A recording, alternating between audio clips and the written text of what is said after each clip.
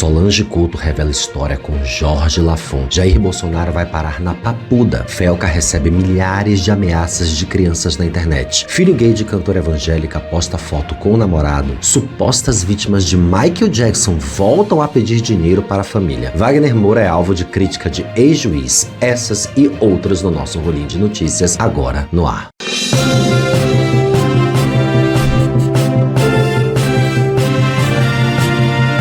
Olá, Rolinhas, eu sou Márcio Rolim, criador e apresentador deste semanal de notícias. Todo domingo a gente vem aqui requentar as notícias da semana. Se você perdeu alguma coisa, você vai saber aqui comigo, então já segue o canal. Coloca seu dedo aí que é muito importante seguir. E a gente tem vídeo todos os dias de segunda a domingo. Tem fofoca, tem baixaria, tem coisa séria, tem militância, tem de tudo um pouco nesse canal. Aqui debaixo tem o nosso Apoia-se e o nosso clube de membros para você assinar e mandar uma graninha todo mês pra gente continuar fazendo vídeos legais todos os dias. E vamos de notícias.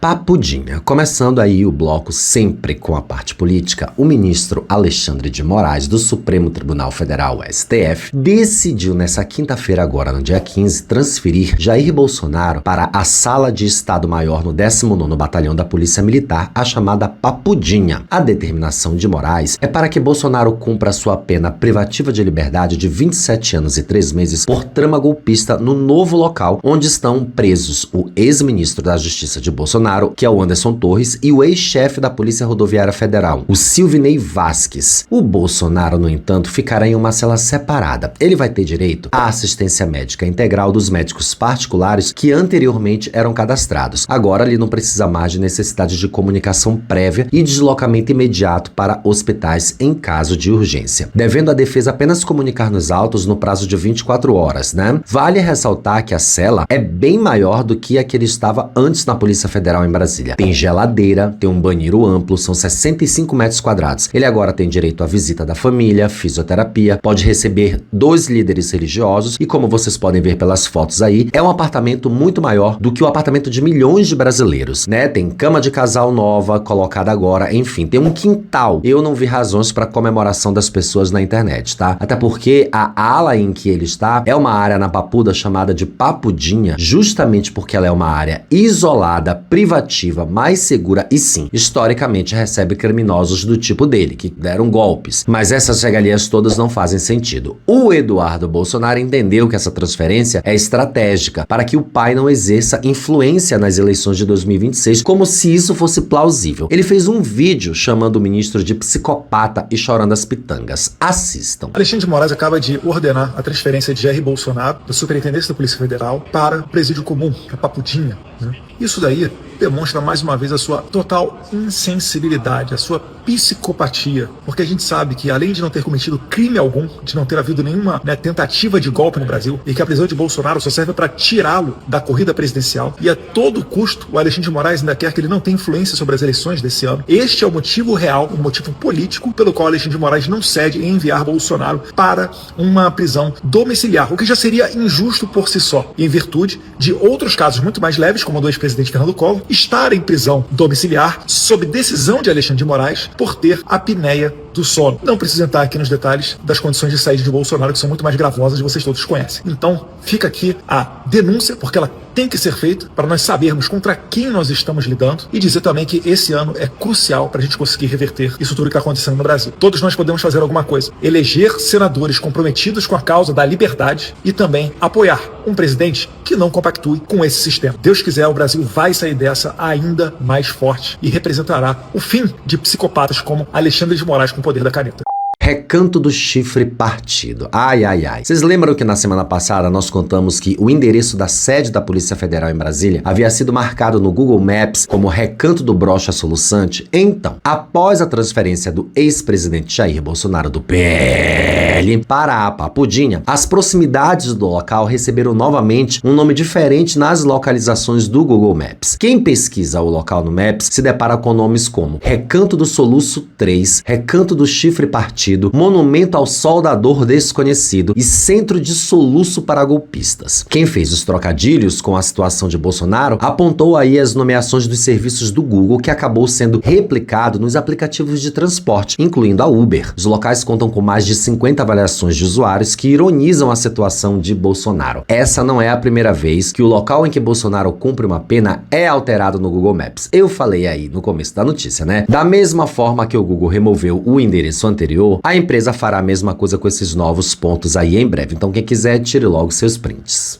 Violação de direitos. Documentos oficiais do Conselho Municipal de Políticas Públicas de Drogas e Álcool de São Paulo, que é o Comuda, que foram obtidos pelo BDF, indicam que unidades de saúde da capital paulista estão sendo incorporadas à lógica de monitoramento policial da gestão do Ricardo Nunes, que é do MDB. A instalação de câmeras no programa Smart Sampa em áreas internas do Serviço de Assistência Especializada, que é o SAI, em especial no Fidelis Ribeiro, que é no bairro da Penha, Zona Leste, motivou uma denúncia formal do Conselho Estadual de Políticas para a População LGBT por violar o sigilo médico e transformar espaços de cuidado em ambientes de vigilância. O SAI é referência no tratamento de pessoas que vivem com HIV/AIDS e outras infecções sexualmente transmissíveis, que é um público que historicamente depende do sigilo para garantir a dignidade e acesso ao tratamento. Segundo o Conselho denunciante, a captação dessas imagens nesses locais configura tratamento de dados sensíveis e pode violar a LGPD. O documento alerta que a vigilância interna gera constrangimento, medo e desconfiança, podendo levar à evasão e abandono de tratamento, enfraquecendo as políticas públicas de enfrentamento ao HIV/AIDS e ISTs. Os riscos não são hipotéticos, tá? Em dezembro de 2025, a atuação do Smart Sampa em um CAPS resultou na prisão equivocada de um paciente. Para Michael Marques, da Plataforma Brasileira para uma Nova Política sobre Drogas, a presença das câmeras afasta os usuários do serviço de saúde, óbvio. Durante a reunião do Comuda, representantes lembraram que a Lei 14.289 de 2022 proíbe a divulgação de informações que permitam identificar pessoas vivendo com HIV, hepatites, hanseníase ou tuberculose nos âmbitos de saúde, além dos âmbitos de segurança pública e administração pública. A Secretaria Municipal de Saúde, por sua vez, afirmou não ter sido consultada e não integrar a gestão do programa, coordenado por órgãos da área de Justiça e Segurança do município. Isso é muito, muito grave e muito perigoso.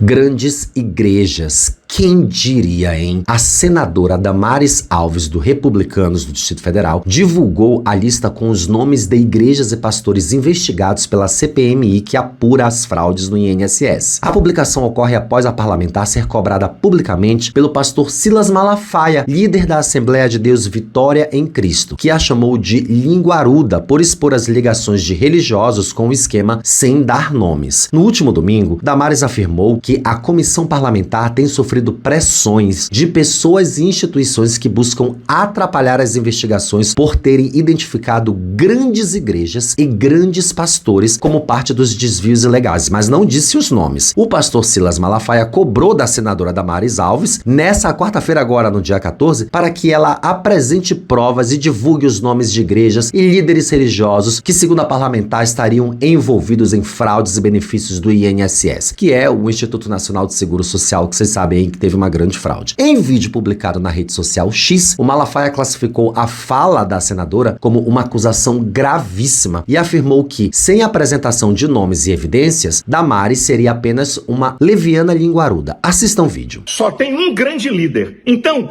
a Damares mente. Primeiro, que ela diz que tem grandes igrejas e não tem. E segundo, ela está desafiada a dar o nome de líderes, de pastores evangélicos que fizeram lobby para ela se calar, como se esse documento fosse secreto. Ela quer tirar vantagem política daquilo que não fez, porque não é ela que denuncia. Então, vamos parar de colocar na opinião pública questionamentos que quer nos denegrir. Quem disse que eu quero esconder alguma coisa? É só assistir meu outro vídeo. Eu quero que venha tudo à tona, porque a igreja evangélica e nós líderes não vamos receber pecha de corrupto daquilo que não temos nada com isso. Essa que é a verdade. Verdade cristalina. E a senadora está desafiada a dar o nome das grandes grandes igrejas e também de quem fez lobby para ela se calar. Ah, vamos deixar de brincadeira? Deus abençoe você e sua família. Deus tenha misericórdia do Brasil. Bem, depois disso ela foi pirocuda e deu nome aos bois. Ela disse que tem André Valadão, Igreja Adoração Church, Assembleia de Deus, Ministério do Renovo, Ministério Deus é Fiel Church, a Sete Church, César Belucci Nascimento, Péricles Albino Nascimento, Fabiano Zetel, pastor André Fernandes, da Igreja Evangélica Campo de Anatote. Vamos acompanhar e ver se de repente Damares Alves vira gente. Dinheiro do além. Um advogado identificado como Ramon Felipe de Souza Silva foi denunciado pelo Ministério Público do Estado do Piauí agora essa semana pelo crime de apropriação indébita qualificada pelo exercício da profissão. Veja bem, ele é acusado de se apropriar indevidamente de 19 mil reais que teriam sido depositados em sua conta bancária, mas que pertenciam à cliente Nair da Luz Silva Bacelar, morta. Conforme a denúncia, Ramon Silva atuava como patrono da vítima em uma ação judicial contra o Banco Votorantim. Em janeiro de 2025 foi firmado um acordo extrajudicial prevendo esse pagamento do valor, só que a mulher já estava morta e o valor acabou sendo depositado direto na conta pessoal do advogado. O montante, no entanto, nunca foi repassado a nenhum familiar do cliente. O caso chegou ao conhecimento do Ministério Público após o viúvo da vítima, Mariano Adelino Bacelar, relatar à promotoria que nem ele nem a esposa haviam recebido qualquer quantia referente ao processo e que sequer tinham conhecimento do valor pago. A denúncia aponta ainda que o advogado não mantinha contato direto com os clientes, utilizando intermediários para a comunicação, a menos que fosse uma mesa branca, né? Ele falasse com ela ali em espírito. Segundo o Ministério Público, a conduta não é isolada. Contra o denunciado já foram instaurados 2 procedimentos de investigação criminal pela suposta prática do mesmo crime, ou seja, ele pega dinheiro de defunto, o que indicaria reiteração delitiva e abuso de relação de confiança inerente ao exercício da advocacia. E essa seria a 8ª denúncia criminal apresentada contra o advogado pela mesma prática, disse o promotor de justiça Jaime Rodrigues de Alencar. O golpe tá aí e até morto cai. Crianças denunciadas. O influenciador Felipe Bressamim, nosso querido Felca, postou nos seus stories do Instagram dessa madrugada da quinta-feira, no dia 15, prints dos ataques que passou a receber na DM após atualizações recentes no Roblox, que é uma plataforma de jogos com público majoritariamente infantil. Ele relatou que passou a receber mensagens agressivas de crianças que o responsabilizaram pela retirada do chat de voz no jogo. Essas imagens que vocês estão vendo aí são as imagens de agressão e ameaça. Uma das mensagens diz: Felca, eu vou te matar. A manifestação ocorre em meio a uma onda de protestos virtuais dentro do Roblox, iniciada na terça-feira, dia 14 agora, após a empresa anunciar medidas que restringem o uso de chat por voz por crianças. A mudança adotada como parte de políticas de segurança gerou forte reação entre os jogadores mais jovens, que passaram a se organizar dentro do próprio jogo para protestar contra essa atualização. Vale destacar que o Felca viralizou em 2025 por denunciar o Ítalo Santos com o vídeo Adultização que expôs a exploração sexual de crianças pelo influenciador. E pra quem não sabe, as crianças, elas jogam online e elas conseguem se comunicar hoje nos videogames. Não é como da nossa geração que você jogava ali. Hoje eles estão conectados online, eles falam um com o outro em todos os locais do mundo, eles têm chat de voz e ali dentro eles são como pessoas virtuais. Então eles podem utilizar o jogo e modificar esse jogo. Eles podem escrever mensagens, dizer coisas, mandar mensagens e acaba que tem muita homofobia, transfobia, tem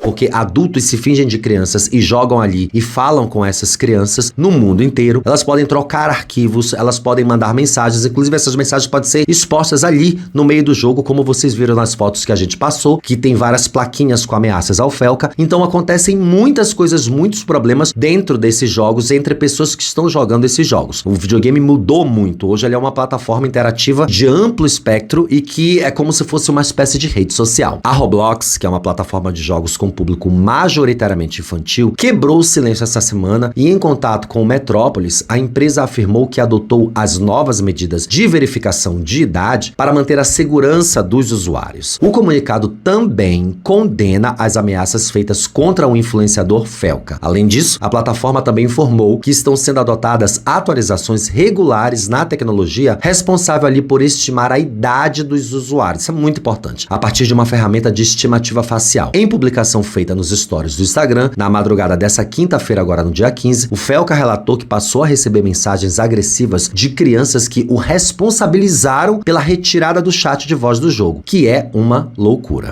Conteúdo enganoso. Falando em plataformas, a Prefeitura de São Paulo, pelo meio do Procon paulistano, notificou a empresa ByteDance Brasil Tecnologia Limitada, que é responsável pelo TikTok aqui no Brasil, para que preste esclarecimento sobre a circulação de conteúdos na plataforma que prometem ganhos até de R$2.000 em trocas de visualização ou avaliação em vídeos. Eu mesmo já vi isso lá, já me foi ofertado muitas vezes. Em muitos casos, o suposto recebimento dos valores estaria condicionado ao pagamento prévio de taxas, prática considerada suspeita. A medida foi adotada após um alto número de reclamações de consumidores, além de apontamentos feitos por veículos especializados e serviços de checagens e notícias, que classificam aí essas campanhas como potencialmente fraudulentas. O Procon também identificou o uso indevido de logotipos e símbolos oficiais de órgãos públicos, como o da Receita Federal, Gov.br, Banco Central, o que pode induzir os usuários a erro e aumentar o risco de golpes. A empresa terá o prazo de 10 dias para informar se existem programas oficiais de remuneração por visualização de vídeos. Sim, existe. Apresentar documentos sobre suas políticas de moderação e atendimento ao consumidor,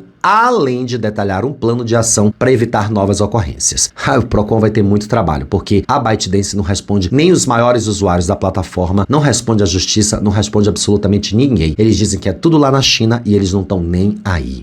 Indenização. O Ministério Público pediu que a Tayane Smith, de 19 anos, pague indenização a Roberto Faria Tomás, de 19 anos. Você sabe quem são esses dois, né? Ela é a garota que deixou ele pra trás durante a trilha no Pico Paraná. O órgão entendeu que Tayane cometeu omissão de socorro. O Ministério Público também sugeriu indenização ao Corpo de Bombeiros de Campina Grande e 3 meses de serviços comunitários. No caso, o do Corpo de Bombeiros eu discordo plenamente, porque eles são pagos para fazer esse trabalho independentemente de como todo o ocorrido se deu. O pedido ainda será analisado pela Justiça, que então decide se aplica a pena, que seria de R$ 4.683 pagas ao rapaz por danos materiais e morais. Já aos bombeiros, o MP prevê uma multa de R$ 8.105. A Polícia Civil arquivou o inquérito para entender que não houve crime, mas o UOL procurou a defesa da jovem, que não quis se manifestar. O não cumprimento da notificação pode resultar na abertura de um processo administrativo, a aplicação de multas e comunicação dos órgãos competentes. E, gente, tá tudo bem, o garoto já tá fazendo publicidade, já tá famoso, já tem mais de 250 mil seguidores no Instagram. A vida seguiu.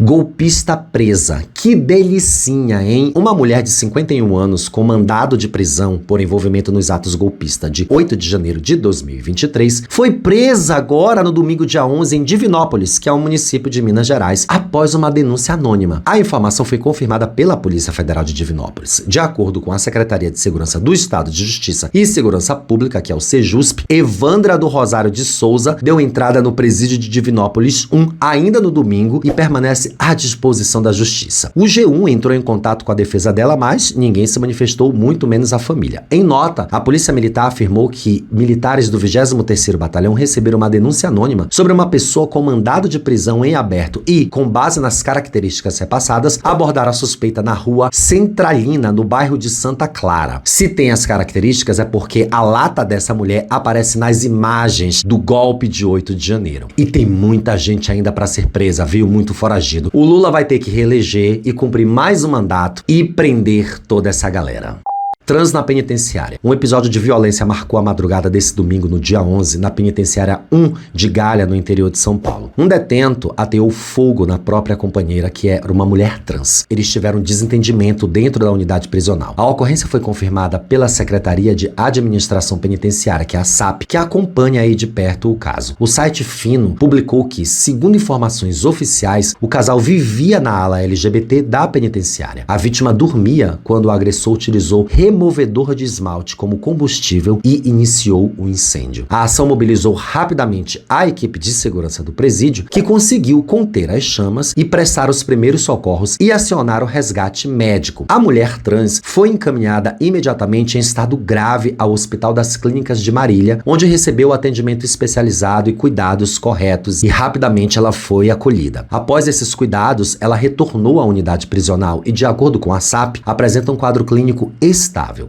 Ainda bem. Em nota, a secretaria explicou que a entrada de removedor de esmalte é permitida nas alas destinadas a presas transexuais em unidades femininas. Ainda conforme o comunicado oficial, o conflito foi rapidamente controlado e ambos envolvidos passam por avaliação hospitalar. O agressor foi isolado em regime disciplinar, enquanto a Polícia Penal instaurou uma investigação para apurar o caso, tratando-o como tentativa de homicídio.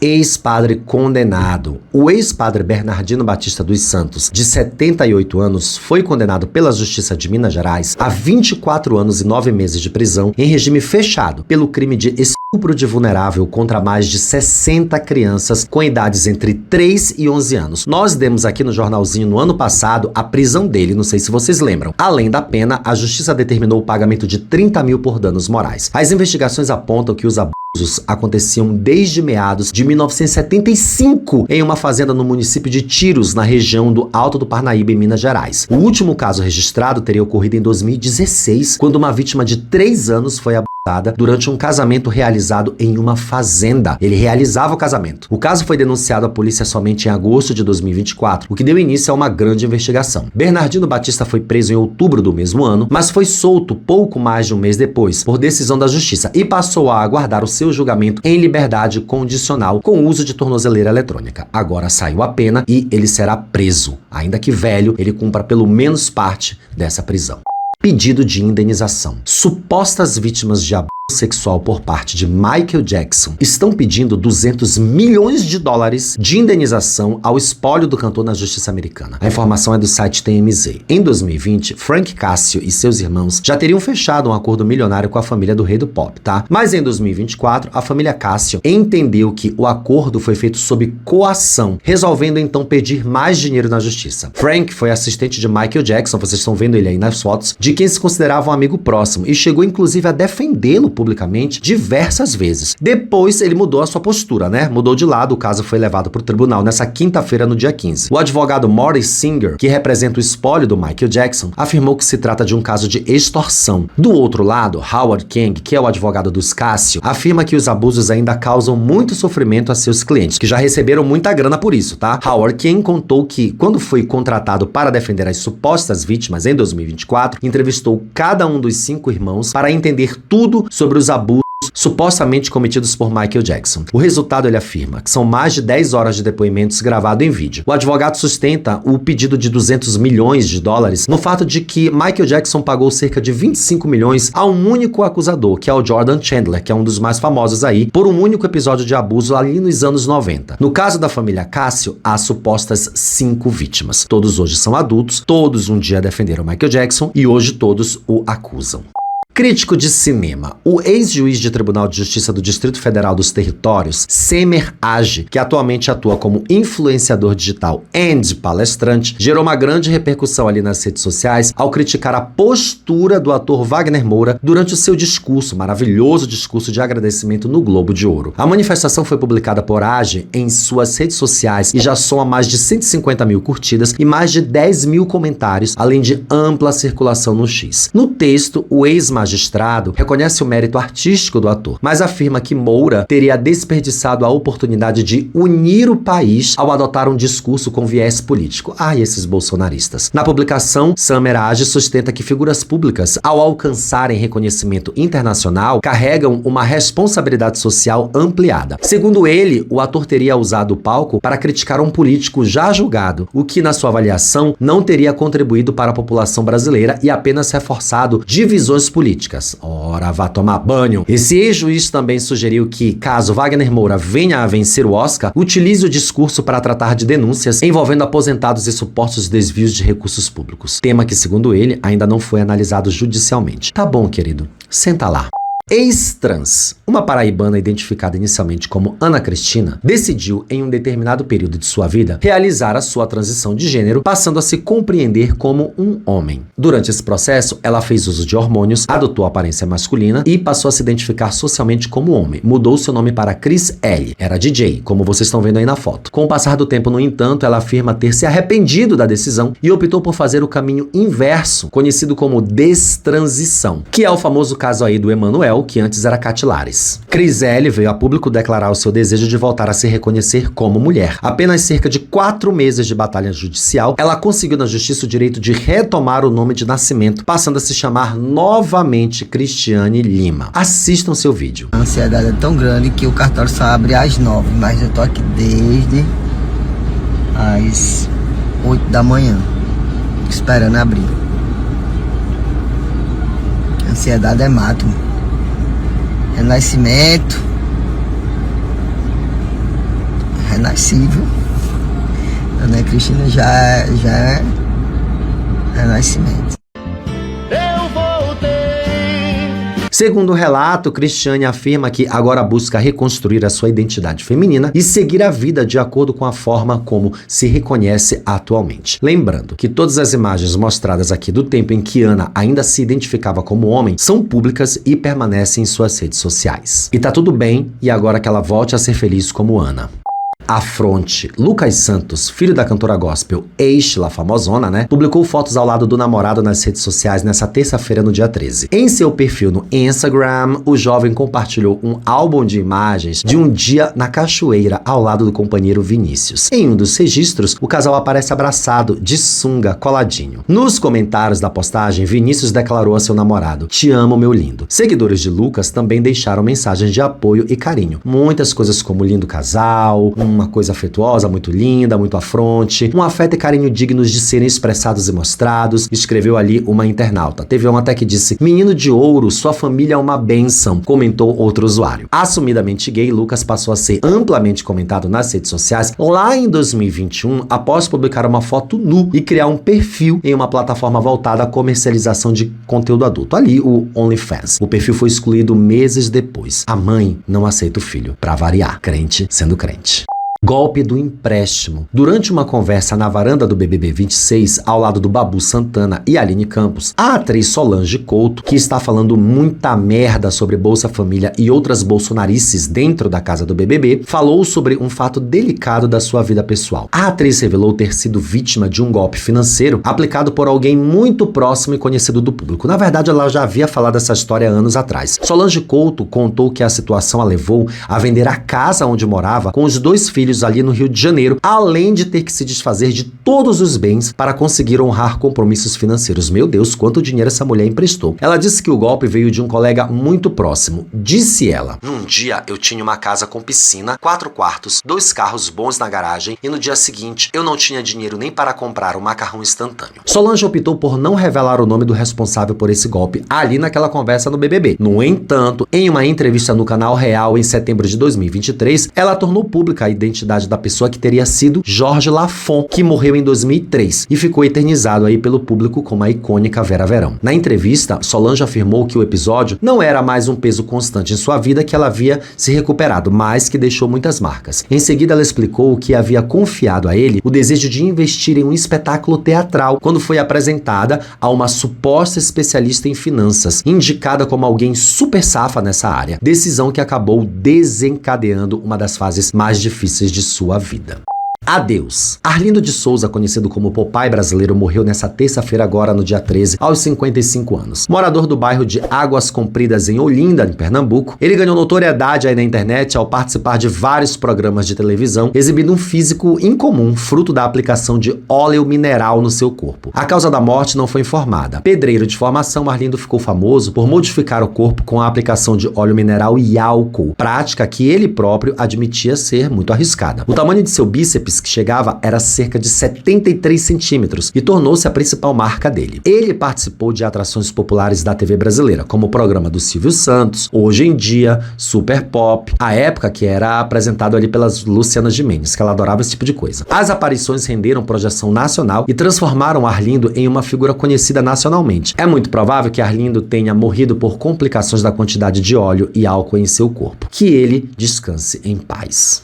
Plugs no exército. As proprietárias de um sex shop em Toronto passaram por uma situação inusitada ao abrir o correio em julho do ano passado. Só agora que a gente veio saber disso, gente. Entre encomendas comuns encontraram uma carta oficial do então Departamento de Defesa dos Estados Unidos, rebatizado por Donald Trump como Departamento de Guerra, exigindo que a loja parasse de enviar brinquedos sexuais para uma base militar americana em Bahrein, que fica no Golfo Pérsico. Em entrevista ao site CP24, Grace Bennett, uma das donas da loja, vocês estão vendo as donas aí, explicou que o negócio não vende diretamente para países do Oriente Médio. Segundo ela, o envio para bases militares é algo comum, mas vai direto para os Estados Unidos, o que indica que o pedido pode ter sido feito individualmente por alguém lotado em Bahrein. O pacote continha plugs anais e foi interceptado pelas autoridades locais antes de chegar ao destino. A carta só foi descoberta meses depois, quando um gerente encontrou uma caixa devolvida com lacre violado. Vai que tá faltando algum dos plugs, hein? Dentro havia um aviso oficial informando que o conteúdo pornográfico havia sido identificado durante a inspeção alfandegária e que esse tipo de material é proibido no Reino de Bahrein. Achando graça da situação, Grace decidiu emoldurar o documento e até promoveu uma enquete nas redes sociais para escolher a moldura, e a de glitter venceu, como podem ver na foto. Embora a homossexualidade não seja legal no Bahrein, ela é fortemente condenada socialmente e pessoas LGBT podem ser acusadas de devassidão. Os caras estão numa base militar, sem uma diversãozinha, sem nada, e não pode pedir um brinquedinho? Que sacanagem.